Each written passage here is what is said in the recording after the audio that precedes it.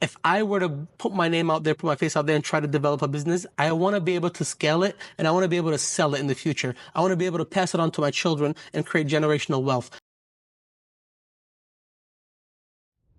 Come with me and we're going to talk about the 5 cons of being an influencer and 4 pros. Let's talk about it.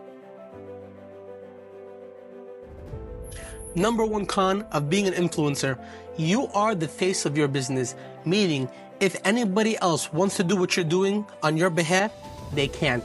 That business runs on your face. You have to be in front of that camera. You're the one that has to talk. You're the one that has to grow it. You're the one that has to scale it. You can't take that job description and pass it on to a worker to do it on your behalf. Then they become that influencer.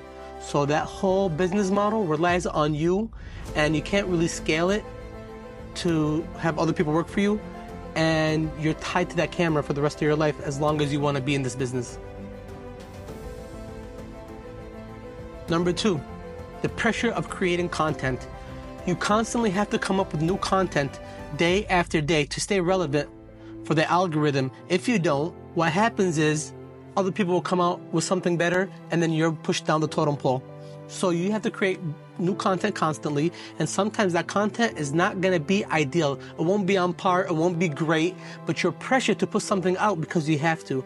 And that content can become diluted, right? It won't be a strong, heavy hitter content. It'll become diluted and you start to get worse and worse.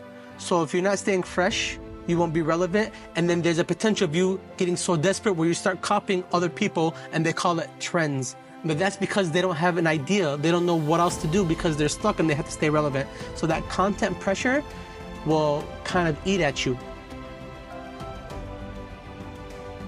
Number 3, you cannot create generational wealth, meaning you cannot build the business and then sell it or pass it on to your children. You are that face of the business. You have to stay in that business for the rest of your life in order to make that money. If anything happens to you, that's it. You can't pass it on to your lineage. You can't pass it on and sell it and gain some kind of value from it. The only way you can gain value is if you continually stay in front of that camera, making those promotions or trying to make those trendy little videos, right? But you cannot pass it on to your children. There's no generational wealth built through becoming an influencer. Number 4, high competition, meaning everybody's trying to do it. You have 8 billion people in the world. So many of those billions, millions and millions of those people are trying to become an influencer.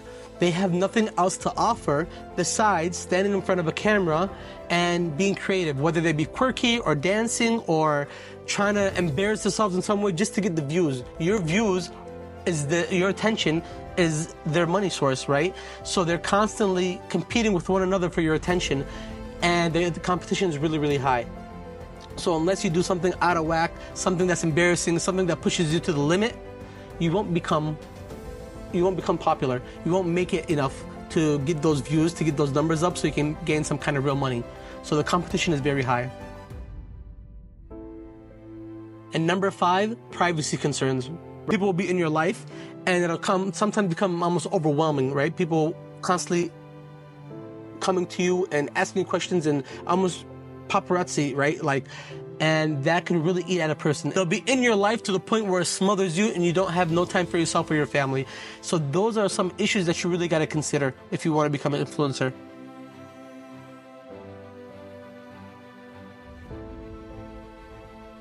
The pros to some influencing would be creative freedom. So you have the freedom to make any content that you like, right? You're not really stuck inside of one field of business. You can kind of talk and do anything you want regarding any subject or any topic.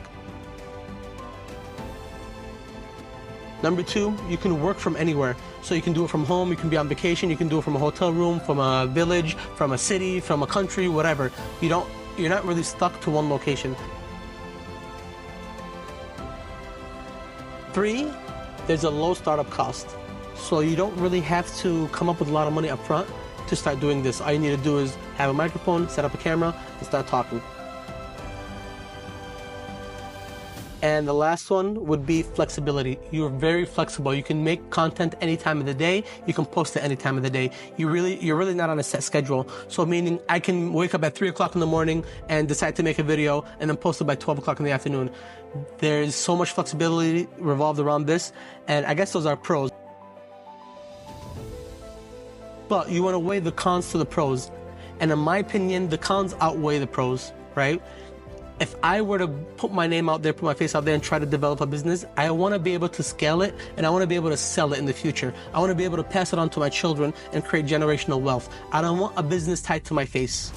I want a business tied to my idea, to my concepts, and to what I'm building. I'm building something that's scalable, that's going to be long-term, not for the duration of my life.